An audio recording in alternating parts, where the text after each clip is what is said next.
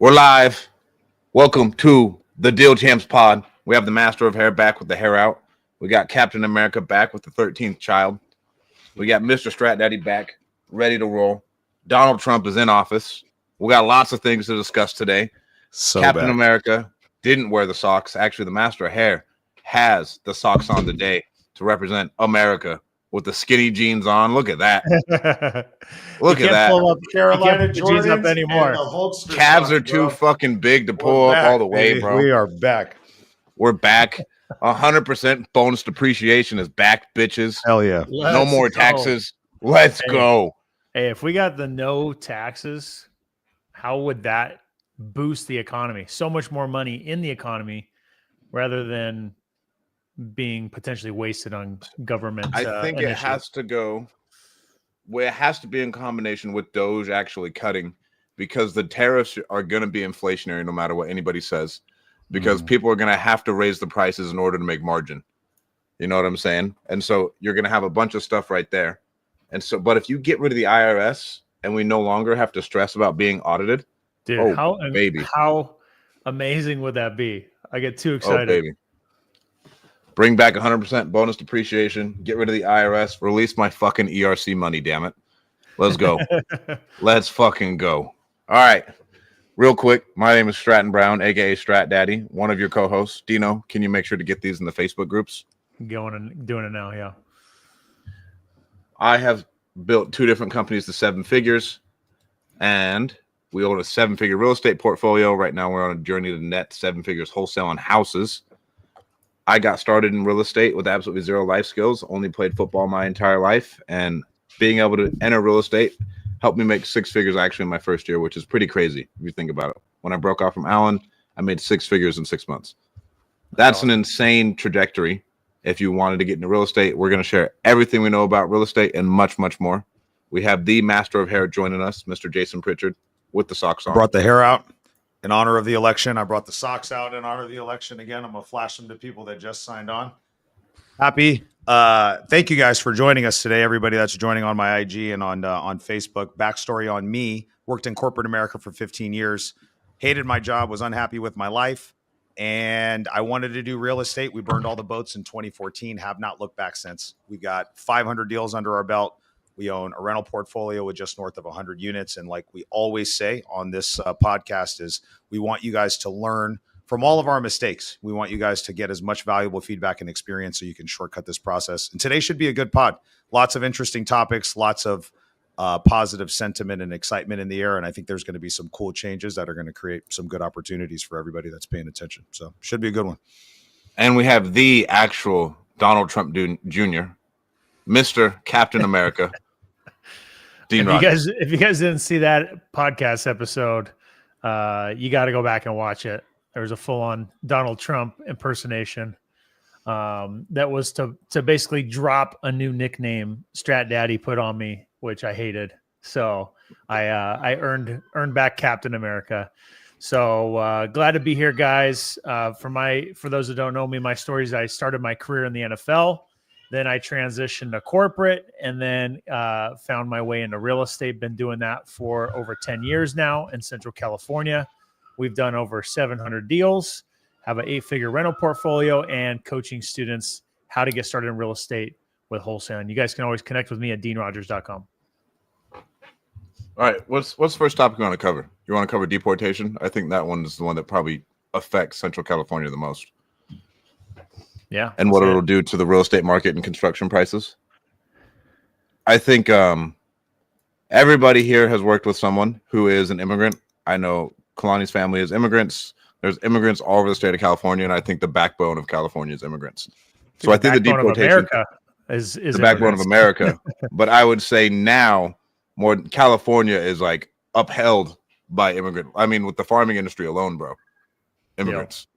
Is what holds up California. So I necessarily don't think it should be like handled with an iron fist, because you're going to have rising food prices due to labor shortages. You're going to have delayed food. You're going to have rising construction prices, all these things. And it'll take years to see a deflationary effect with this. That's just my opinion. Overall, it's probably for the best, but it's going to be an absolute monster of a problem to solve. I was listening to the All In Pod yesterday, actually, and one of the hosts on there was talking about some of the concerns that are happening in ag, and they're expecting potentially a 3x increase, I think, in labor cost alone because of the not the influx, but the outgoing labor that's going, right. So they're expecting, whatever it costs to farm whatever crop you're farming, 3 times as more just in labor costs, and that's probably a huge component of whatever it costs to farm that stuff. So all of that is going to trickle down to us. I also think that you're going to see that in the housing market. I don't expect labor to 3x for us. I know, Dean, you flipped a lot of houses. Stratton, you've done a ton. We have. It's hard for me to imagine, the cost of installing flooring or paint or those other things to double or triple, but I absolutely do think it potentially constricts the supply of labor, and who you work with is important. So you have to make sure, if you are in a business where you're doing a lot of remodeling and you have contractors, you need to make sure you're out in front of this stuff, because if you're not accounting for these increased costs on your projects, when you're making offers, and let's say you buy something without double checking with your contractor, then you run them through your project, you could be seeing an increase in what you're paying in labor to do that, and that could screw up your pricing. So you got to be careful for that type of stuff for sure. Now that I think about it, I think it's going to be really inflationary with tariffs and this combined. It'll be huge in some aspects of it. Go ahead. Explain quickly, because I think this is important, right? I think Trump is talking a lot about the tariffs. I don't necessarily disagree with them, but the idea behind it is, let's say we're importing building materials from a place like China, right? Yeah. And then they put a tariff on the lumber or the granite. Like, we get a lot of granite, like those types of materials, I think, from China, right? I know from the granite suppliers that we work with, we get that, right? It's going to cost the supplier more money. I'm not an 25%. expert on tariffs, right? But it isn't like China fits the bill. It's like the person that's importing it. Is that the correct way to look at it? Yeah. So his whole thing is like, hey, America made a bunch of its money from tariffs, from charging other countries to do business with us. And we didn't tax the hell out of all of our citizens. But at the same time, in business, and we've talked about this all the time, when regulation steps in, usually the consumer is the one who has to foot the bill. Like, someone else is going to pay for the pound of flesh that company needs to stay profitable, to keep supplying the marketplace with the goods and services. So you're still going to see an inflationary thing with, if everybody gets Mexico, China, and Canada all get 25% tariffs placed on them for all the goods that they import. And so with that, on top of our, essentially, I'd say a third of California's labor could get cut. Let's say for incoming jobs or whatever else, like low-paying jobs, especially agricultural-wise. I bet you it's closer to 50%.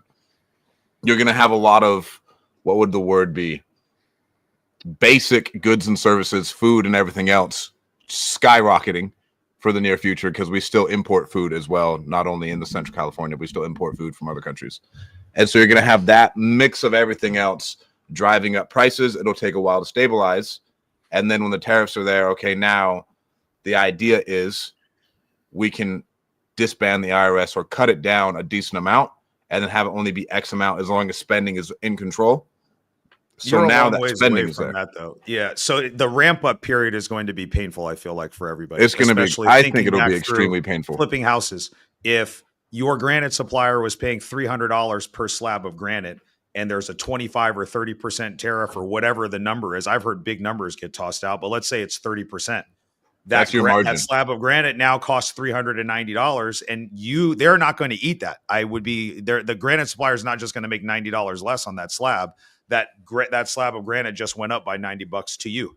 And if you're doing 100 houses, all of that adds up, especially when you look at all the line items on your bid that end up coming over. It's not just granite. It's the, whatever, cabinets, kitchen sinks, light fixtures, appliances, all of that stuff that's getting made. That's real increased cost there. And then that increased cost to the investor, probably we're not going to eat that. We're going to try to float that into a higher sales price on the house. So it always trickles down to the consumer, in my opinion. Right. So I think, we're going to try to pass that on as much as we can. But yeah, I do think that there's going to be some things that there's going to be a painful period that we go through some of this transition, and people are just going to have to live with it. It's not all going to be easy, I think, at the beginning. What are your thoughts, Dino? So two topics there, tariffs and deportation. I'll start with deportation. This is my belief. Okay. Could be wrong here, but in the past 4 years, with our prior president and all of the border security issues that have been discussed over and over and over again. And we saw, proof that there was millions and millions of people coming over. That shouldn't, right? Immigration is an important part of America's history, and I think it's important that that continues to happen. But it's got to be the right people. And I think where all of this became an issue is, it just being wide open and anybody and everybody coming, and many of the wrong people coming. So that, in my opinion, and again, I could be wrong here, is that if we look at prior to the past 4 years, when there wasn't a border security issue, I feel like the people that were working those jobs, the labor jobs, are still here, right? They didn't go anywhere. If anything, there was probably more people that came over to create a labor supply overage, right? There was a surplus of labor, and maybe the cost of labor as a result could have gone down. I don't have any data to support that, but supply and demand for labor, if there's an excess of supply of labor, in theory, the cost of labor should go down. So did we see labor costs go down over the past 4 years? No. If anything, we saw them go up. Cost of materials, cost of labor over the past 4 years have done nothing but go up. We've been an inflationary, type of economy. So do I think if there's a mass deportation and exodus of people that came across that shouldn't have, do I think there's going to be a shortage of labor and then therefore an increase in labor costs? I personally don't. I think the people already providing the labor are here. I don't think that there's going to be a shortage. And in fact, I believe, I know the news is trying to spin the whole deportation as, oh, if anybody is here without a U.S. citizenship or without a green card, they're going to get deported. Look, there's already millions and millions of people that check that box who have been living here for decades. So do I think all those people are magically going to be scooped up and dropped off on the other side of the borders? I don't think so. I think it's going to be more of a hunt of people that are committing crimes, who create new crimes, realize they're not a citizen, and then, hey, you're out of here then. I think that's what is going to take place. So I don't think there's going to be a huge shortage of supply. I don't think there's going to be a huge increase in labor costs. And so that's my opinion on labor and deportation. Now, when it goes to tariffs, I mean, I don't know enough about tariffs to know who ends up footing the bill, whether it's the consumer or not. But I know that the intent is to, hey, we've been paying China all this money and they've been making hand over fist on everything. Why don't we have them pay for bringing their goods and services over here?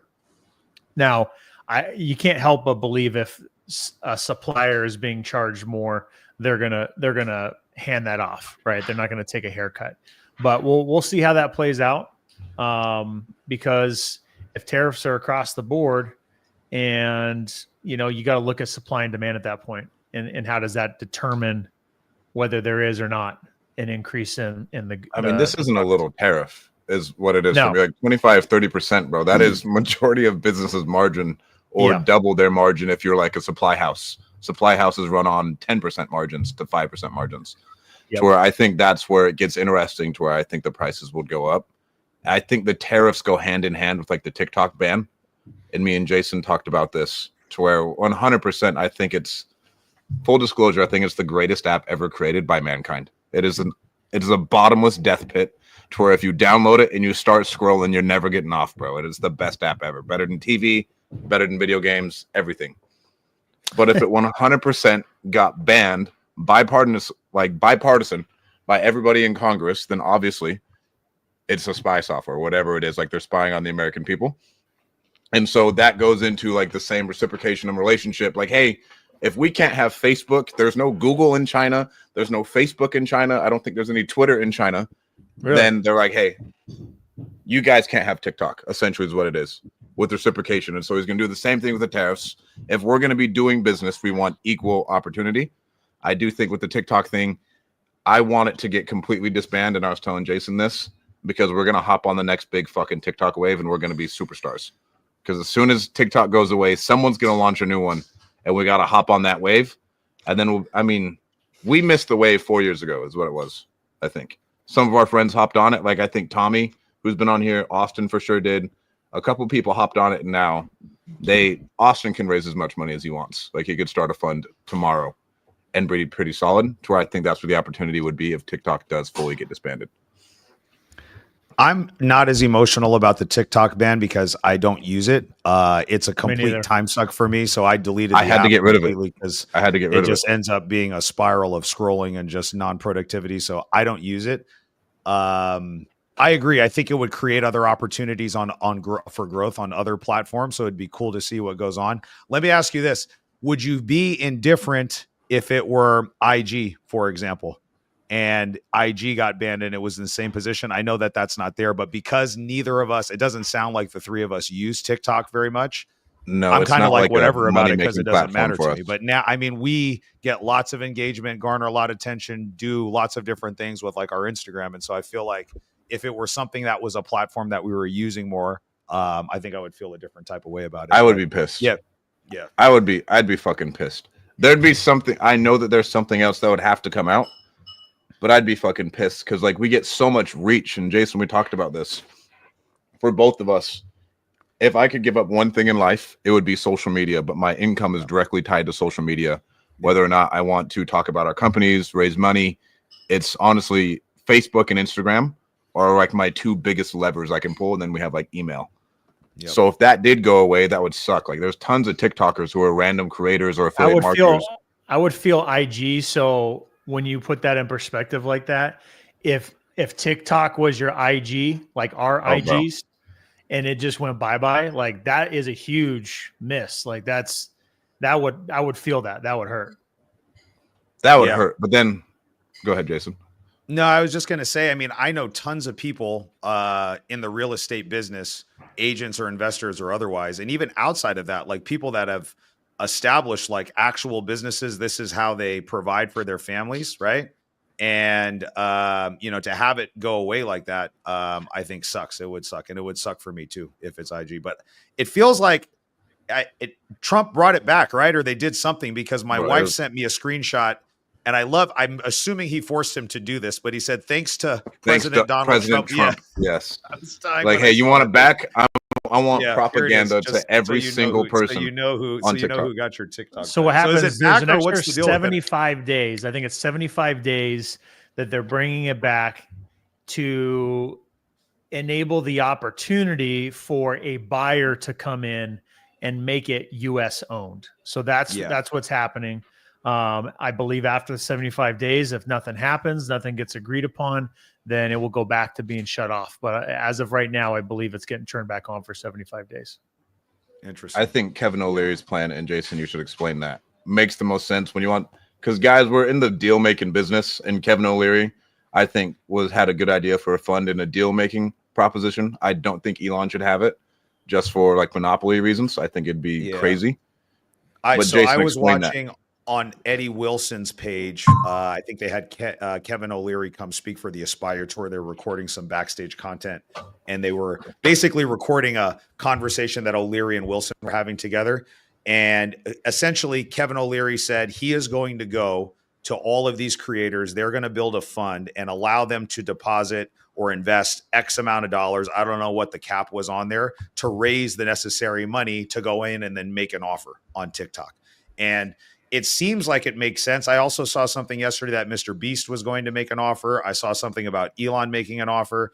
The other thing that I heard on All In yesterday when I was listening to it was Chamath was talking about basically saying that whoever buys this is not paying anywhere close to fair market value, right? They're basically saying, look, here's the price. Bro. This is the buy it now price, right? And I don't care what you think this is worth, but it's not going to be worth anything in 75 days once the government pulls the plug on this. So here's what I'm willing to pay. And he was basically talking up like the potential upside and how big of a win it's going to be for whoever picks this up, because they're going to get it for, I think he said pennies on the dollar, which could be true, because with all this oversight, you don't really have that type of leverage. So whoever does it is going to get a good deal on it. I think that for sure. And I think if they're allowed, I think a lot of it will be dependent on whether they're allowed to stay on the actual platform or they're going to have to move to some other platform. Because he talked about different options where it's like, Sure. hey, we'll let you keep all your videos. We'll let you keep your account, but it all has to, like if Elon bought,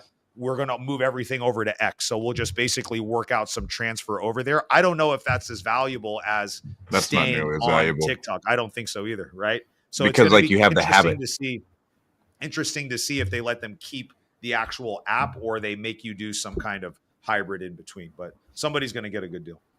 And the CCP said they didn't want to sell the algorithm. They said they'd sell the users, but they wouldn't sell the algorithm. And I think it's worthless without the algorithm. Yeah. Because like Reels is nowhere near. Yeah. Yeah. The algorithm is what, again, another thing that Chamath was talking about on All In is like he read some research paper on how crazy that algorithm is and like what they did to differentiate it from something like IG that makes it so addictive and keeps you on the app, right? And so if that goes away, then I don't know if the value is really there. I mean, that's the main reason, honestly, why I deleted it, because it was just, it's so good, bro. Yeah, it'd be like 3 hours of like, what the hell did I just do? And it was just nothing, just completely random stuff. And I was like, this is dangerous. I was like, I need to delete this. And I was like, I'm not getting on here. So I never went down that rabbit hole. Dean, you have any input on this? Yeah, for TikTok, I think that the value, let's just put it in perspective of the real estate market. I think that there's a tremendous amount of people in the real estate industry that are using TikTok for business. So I think for TikTok to go away is going to hurt a lot of people. I think it's going to allow opportunities for other people to step in while some of these people are losing some of their market share. And that's how the world works. There's always going to be changes that happen. We have to pivot. We have to adjust, no matter how painful or how difficult it is.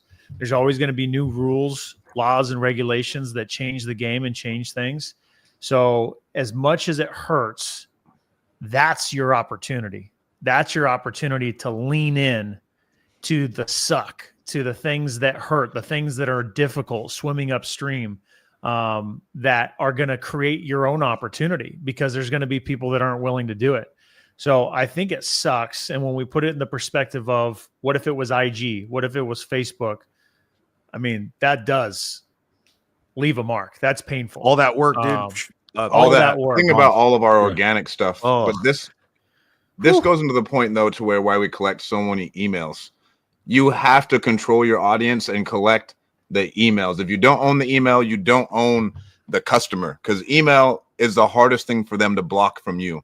Social media, they can rip it away. Not just email, bro. And we're honestly a really good example of this. So I'm going to give the three of us a pat on the back, because our approach to this, I think, speaks directly towards what Dean was talking about not putting all our eggs in one single platform's basket. So not only do we do social media, IG, Facebook, those type of things, right? We also do in person, the grassroots, the organic stuff. That's really hard. But one of the reasons why I think we've gotten the engagement that we have is we've been putting in so much work, like doing this old school grassroots effort to really build an actual community in our marketplace, right?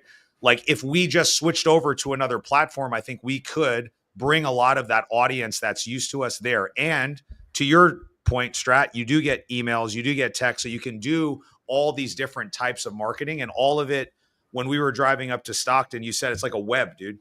And all the things kind of go together. You've got to do the social. You've got to do the free meetups. You got to do the big events. You got to fly around it, speak at other things. You've got to eat. You got to do all of this, and you've got to do all of it good in case one of those legs of that stool gets chopped out from underneath you, man. So you've got to really be committed, and it's got to be a long-term thing. Think about how fucking long we've been doing this, and it's not like.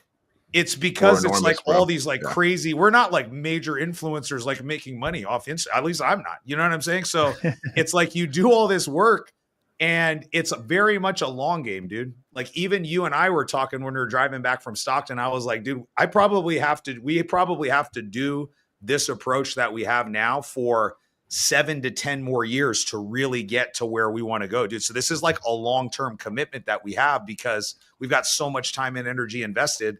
You can't really pull the plug now, and you've got a long way to go still, man. So it's a well-rounded, comprehensive approach that you got to take. It can't just be one thing. And for people watching this who are like, I want to grow my social media and like be an influencer-ish, the number one thing that we still have to do is keep operating companies at the same fucking time, or else your relevance is worthless. You could be as big on social media as you want, but you have no credibility in the marketplace if you aren't building shit, which is the other thing you have to think about, like balancing. We do all these things. Just on Saturday, me and Jason pulled like a 12-hour day, 13-hour day to go speak at a meetup for like 7 hours. Ate a ton of sushi. Shout out the boys. Great sushi, by the way. Was it good? And brothers. Yeah, it was good. Oh, I saw the text message. I was like, oh, sushi, man. Now I got super FOMO. I'm like, dang. The sushi was great. The sushi was great. But I mean, bro, we hopped back in. We got back at like 7. Jason dropped me off at a restaurant. I went to dinner with my family. And then I had to go home, and I went to sleep. Yeah. Like it was an all-day thing. And then we'll do that multiple times over the next couple months. And run the companies. So at least that way we're credible. Yep. It's a lot, dude. It's a big commitment. Jason, give a shout out to the boys though. The boys. Yeah. Shout out to the Kinder boys, Amanjot, PJ, Karin, all up in Stockton. They did a great job with the meetup, dude. If you guys are wanting to connect with some serious real estate people in Northern California, connect with the Kinder brothers, man. They're legit people. It was awesome.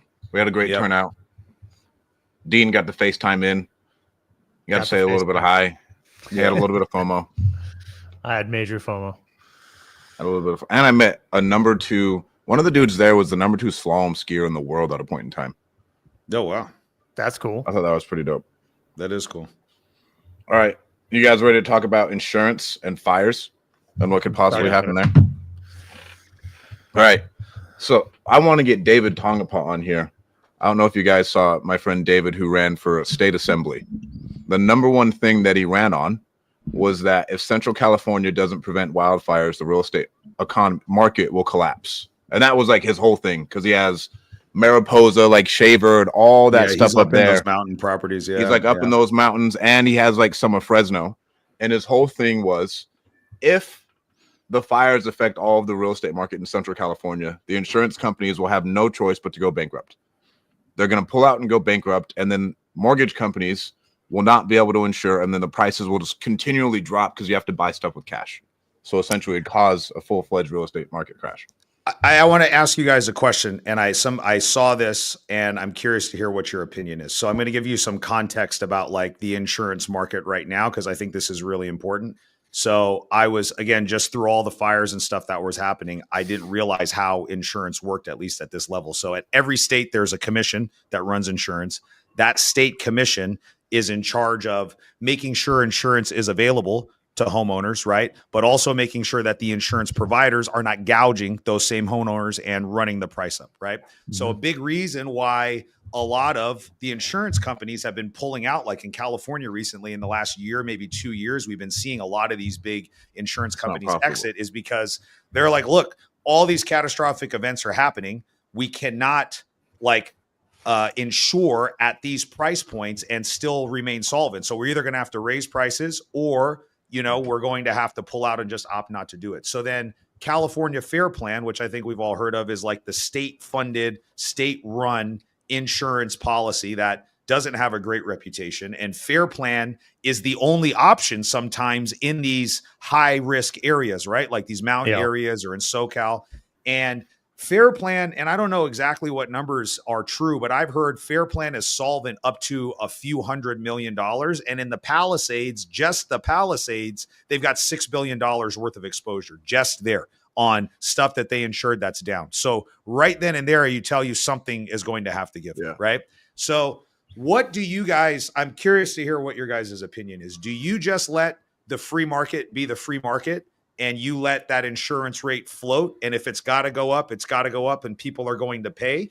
And you have the ramifications of higher insurance. If insurance prices doubled or tripled, I think that's probably going to have a negative or downward effect on Yeah, it's housing. gonna So have do a you just let deflationary the free effect on market housing. be a free market, or do you feel like it's better for regulatory agencies like the commission step in and try to manufacture, keep that price at a different place in the name of affordability? What do you guys think? I think the obvious answer just happened to where you had to have let the free market take care of itself, because of California real estate market has essentially been falsely propped up in that area, because the market would dictate like, hey, these properties aren't worth that much due to exposure, because you can't have a mortgage on a house without insurance. We can't buy anything without insurance unless you're buying it cash. Like, hey, I'm waiving it. I'm not doing it. Yeah. Right. And so unless there's going to be a bunch of cash transactions, and not, I know there's a lot of wealthy people, but there's a fuck ton of really expensive real estate in the Palisades, to where most people who are smart with money aren't going to want to drop that much cash into a property and do that. So I think 100%, bro, the free market should have dictated it. It would have been deflationary. That's okay. But at least they would have been solvent. They could have got some money back and everything else. Because now I don't see anybody really getting any money back over there. Like, some of these people are super rich. They won't be necessarily super affected. But still, bro, you're taking on these Malibu houses on the beach. Well, you're taking a $40 million fucking haircut that's gone. Oh, you cannot it's build not that even again. just the house, dude. I mean, the cost of construct. They're probably, most people honestly are probably underinsured just in the replacement cost of the house. Exactly. But the other thing is art, jewelry, cars, like all the other Crypto stuff that cost a ton, dude. Right. You know what I mean? And these type of houses. How do you even, like, yeah, if you didn't go spend and get all that stuff recently appraised and all that, no chance you're getting anything close to what the value of those things are worth. You know what I'm saying? So it's this crazy situation. It's shitty for everybody, but yeah, I don't know. Do you think let the free market float it and let the price end up being whatever it's going to be? Or do you think there needs to be some type of like stop there on the price? Yeah. So I think what's happened is catastrophic. I think it's extremely disruptive to everything. And I think there's going to be a massive downstream effect. To answer your question, I think there's got to be some sort of regulation, because otherwise it could be out of control. However, with that said, how can you tell an insurance company who is on the hook for billions of dollars of payouts? But you can't raise your fucking prices, bro. That They you have can't raise your models that prices. model this out Yeah. every year. It's not like they're a bunch of like stupid people. Yeah. These are extensive formulas that determine, just like the people who give life insurance, right? None of these prices are by mistake, and that's why a lot of them exited California, because of all the the issues we've been having here. So I think that if we want to have more insurance options, then it's got to be more of a free market. And I believe that will bring prices down without question. If you kept it like really free and you let like good companies come in, then it would compete itself down and eliminate the margins like we talk about. It does. Like, it would eliminate the margins and it would eventually deflate. But if you wanted to semi-regulate it and you only let a handful of people do it, that keeps prices up, because it's like a oligopoly or whatever. To where it's a certain amount of companies in there, to where if it's a true free market, the companies are checked out, these companies are good, someone is always willing to make a buck for cheaper. Someone's always willing to render the service for cheaper. And the price will shoot up and competition will force it back down to what the true free market value is. That's right. Here's what's got to happen for this to work, and for California not to get annihilated on prices, is the government has to do, like the government of California has to do what it should be doing to prevent these disasters from happening. The amount of money that we're spending on other things that we could have otherwise spent on preventing these disasters is obvious, and it's a glaring mistake, and just a big miss on California. So if we can fix that problem, then it allows the insurance not to be a problem, and doesn't drive home prices down. it's crazy that this is the thing that's so frustrating with me with politics. I don't ever like to get down the politics rabbit hole, but it's like mind-boggling to me. All of us, I would say, have gotten to where we're at right now to a certain extent by just modeling what other successful people do. You hear that word a lot, right? Like let's see what somebody else is doing and let me just model that behavior, right? And this way I don't got to just learn on my own or come up with a plan that isn't proven, right? And I'm sure that there are other areas in the world where they are highly susceptible to like these kind of fires where it's just managed better. And I just don't understand why somebody doesn't just go and say, look, what's working over here. These people have similar type of region, similar type of climate, similar type of winds, blah, blah, blah, blah. But they're not going through these things over and over again. Like just in Central California, you've got like the Shaver Fire. You've got these mountain regions up in Northern California, the Paradise Fire. There's like this stuff happening all the time, dude. It's crazy All the that, time. yeah, like we it's not like we don't know that this is going to happen. Why don't you just model somebody else that's doing something better and get out in front of it so then we don't have these crazy catastrophic events that then cause all this damage, drive the prices up insurance. You're 100% right. It's a full circle thing on both sides. And we are the fifth. California is the fifth largest economy in the world, by the way. It's like wild. right when the fires happened, California passed like Germany as far as like the fifth largest economy in the world. So essentially, Gavin Newsom is a president, like one of the most powerful people in the world is like being the governor of California with his control over GDP. But I look at our stuff up in Susanville. We had to fight for our fucking life to get insurance on that thing. And I don't even know now if we are going to get insurance renewed or if they're just going to pull it, because as you drive up, everything's good. As you drive out and you start going towards Chico, it is nothing but black for like hundreds of miles. Like the forest is gone. And it's as soon as you leave the town, the forest is gone and all you see is just black everywhere. And to where I think that's going to be really interesting. But Florida had the same thing happen with their hurricanes too at the same time. We do a lot of business in Florida. And we talk to a lot of people who say, I cannot afford my home insurance anymore, or I can't afford my reassessment on my HOA anymore, because the same thing's happening over there that's happening over here. Like, hey, there's way too many natural disasters, and they let them essentially raise their prices. And then you're going to see in the market, a bunch of people are going to move out. It's going to be deflationary on the prices, but then it'll come back to normal eventually. I mean, and this is a thought, obviously, how is this type of stuff going to like ripple out, right? So you have a crazy catastrophic event like this happen in LA, but then it's going to create, you know, all these ripple effects in other markets. So like I posted about this because I'm doing this big land deal in Bakersfield, right? And so for me, I get questions a lot about like, man, isn't this risky? Isn't the housing market like highest that it's ever been? You know, aren't you worried about housing prices? And in my opinion, even though it doesn't feel like it for those of us that are from Central California or born here or been here our entire lives, California is still the most affordable part of California. The Valley is, right? So relative to everywhere else, you can still buy something relatively cheap. And things like that happen, create this move into some of these more affordable markets on top of like remote work and all the other things that are out there that are already causing some of this migration. So it's like for me in the long term, you know, I'm bullish on like markets like Central California where we invest, because I think there is going to continue to be demand because of stuff like this. It's crazy expensive to live in SoCal. You have stuff like this that's happening. You have high insurance costs that are going to be hard for everybody to keep up with. The economy is tough. Like we can just go and drive an hour and a half away to Bakersfield and buy a nicer house for half the price or a third of the price. You know what I mean? And so I think it creates these other opportunities in other markets for people that are paying attention. Totally. I'm heavy Central California as far as the market will only continue to go up. Yes, California has the most people leaving, but I bet you if we looked at like a net migration map, it's people moving from those two cities, like the Bay and LA, out and into the middle. I bet you is what you'd see if you saw like a net migration map. To where Central California is going to keep going up, keep growing. And if there isn't, and Jason, you'd know more than we would as far as like the politicians willing to work with you to like get new housing stock to market.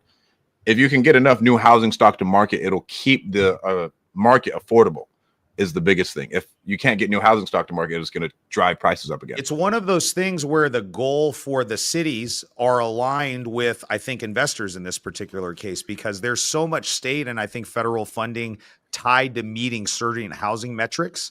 So there's downward pressure from the state government saying, hey, you need to bring on X amount of units of new housing, either rental or new construction each year. And if you don't meet this minimum requirement, we're going to take away this funding that we've set aside and we're going to give it to another city or county that is meeting that. Right. So again, like, show me the money and then, or show me an incentive and then I'll show you a result. Like, so here's an incentive, you know what I'm saying? And now our goal as an investor is aligned with the city. And that is where things actually work a little bit better. Now, there's less red tape, but obviously it's not going to happen as fast and like as it would in some other states. But I think in this particular instance, there's a need. And it's been interesting to see how that's worked for us, at least in the project that we're working on in Bakersfield. The city has been favorable to work with. And I think it's because we're fulfilling a need. And I think housing, for better or for worse, we're going to be short on housing for a very long time, dude. We are not going to be able to build our way out of this problem.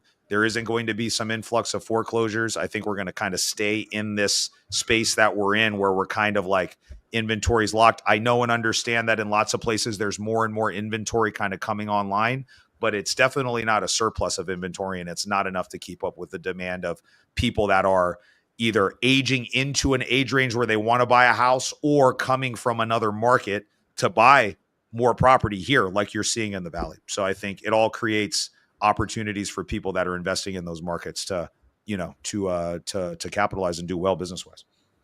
You guys flip more than I do. Have you seen any like trend of ADUs in Central California? Because I feel like Central California is the only place where that isn't a trend. In the Bay, it's huge. In LA, it was huge, and you'd get actual value for them. To where out here, I haven't heard of anybody actually implementing ADUs and creating value and making some money. I have thoughts, Dean. What are you guys doing? Any ADU stuff? Here and there, very, very infrequent. In certain cases, it makes sense to maximize the potential if there's a large lot and we're just wanting to park some money into greater cash flow. But in general, from my perspective, I don't think there's a lot of people that are doing it in Central California. I know that in San Diego, there's definitely a lot of people that are focusing on it. Specifically, they're trying to increase density in places like San Diego, and allowing people to convert garages, shed pretty much. The requirements for the lot setbacks and everything are pretty loose because they're trying to increase density rapidly. The downside here, and the reason why we haven't done anything like ground up construction for an ADU, if anything, we'll convert a ADU that's kind of like 80, 90% of the way there, if that makes sense, right? If somebody went in there and did it and they did some of the work and all we need to do is go in and take it across the finish line and pull the permits and it's not going to be a ton of heavy lifting, then we'll do it. But outside of that, the numbers don't work out here, dude, because unless you're a contractor and you're going to go in there and get your cost to build down to 125 or 150 bucks a square foot, you like, unless you can do that, then it makes it really hard to make that model work. Because even for us, like, we're going to pay $225 a square foot to build something, and the value that you're going to get is only about $225 to $250, maybe $300 a square foot if you're in a really nice area when you go back to resell it or appraise it. But in LA or the Bay or San Diego, you can have those same contractors go build it for $200, $250 a square foot, and you get $800 or $1,000 or wherever, depending on the market. So then it really does make sense. So you see a lot of ADU stuff happening in these more expensive markets where you can control the cost per square foot to build, and you have a much higher resale or valuation price point. Here, I think those numbers are too close to each other, so there's no spread where you can make it unless you can really get your cost for construction down. I think that's about all. You guys have anything else? We got some announcements. Let's go through announcements. Yeah. Deal Champ Summit, guys. We got to announce it today. Let's go. Baby. I'm stoked. We got Pace Morby headlining the Deal Champ Summit. We got to get our ads out by the 1st. What do we got? 9 days? 10 days? Yep. We got Pace Morby coming to headline. We have another insane speaker lineup. I don't know anybody who's had a better speaker lineup than us over the last 3 years. Nobody in the country has had like a more killer speaker lineup than we do. We got Pace Morby, Trevor Mock, Austin Hancock. I'm excited about Dolph DeRue. I really am. Bruce, man, that guy is a silent killer that many people will know, many people won't know. This guy's doing international investing, like doing big stuff. And when you talk to him, he's just so happy that you would just think he's just a happy-go-lucky guy, and you wouldn't realize that he's doing stuff like that. He doesn't come across as kind of like too big to be around or anything like that. He's just a happy, genuine, good dude. I love it. But guys, Dean, do you have a slider for this or anything so we can sell some tickets on here? I don't have a slider, but I could create one. All right. While we do it, what is it? Dealchamps.com/event? /summit. Ooh, dealchamps.com/summit. I struggle with that one. /summit. There we go. There it is. Oh. We only have a certain amount of VIP tickets left. I am getting fire dancers this year. I'm working on This is true. some You got type your of fire aviation. I got my fire dancers this year. I'm seeing if an aviation vehicle is in the budget this year as well. We'll see if I can make it happen. We'll see if the dictator allows it, Jason. We'll see. But we'll see. We'll see. I'm so stoked for it. And guys, this is where you guys are going to meet all of your real estate connections. The speakers are going to be great, but the network that's going to be there, that's where you're going to make all your money. That's where I've made my entire network, and I feel like I have a pretty established network in the real estate spaces from going to events. Yeah, That's it, man. I agree. Anything else, boys? Any other announcements besides our meetup? Jason, do you have a name for the meetup yet? I don't yet. I'll work on some copy and send it over to you guys, and then we'll announce on social this week. February the 2nd, if you guys are in Fresno, 4th. California. If you guys are in Fresno, we're going to be doing another meetup. The 4th? The 4th. Tuesday the 4th. Excuse me. Tuesday, February the 4th. If you're in Fresno, California, we're going to get together for another free meetup. We're going to have a really cool special guest speaker talking about a lot of cool stuff. So save that on your calendars. We'll get all that stuff posted up. The most ambiguous announcement I've ever heard in my fucking life. I got to get the copy approved, and then once copy gets past corporate and corporate signs off, then we're good to go. All right, guys. Thank you so much for tuning in, and we will talk to you all next week. Peace. Don't forget to hit like and subscribe either.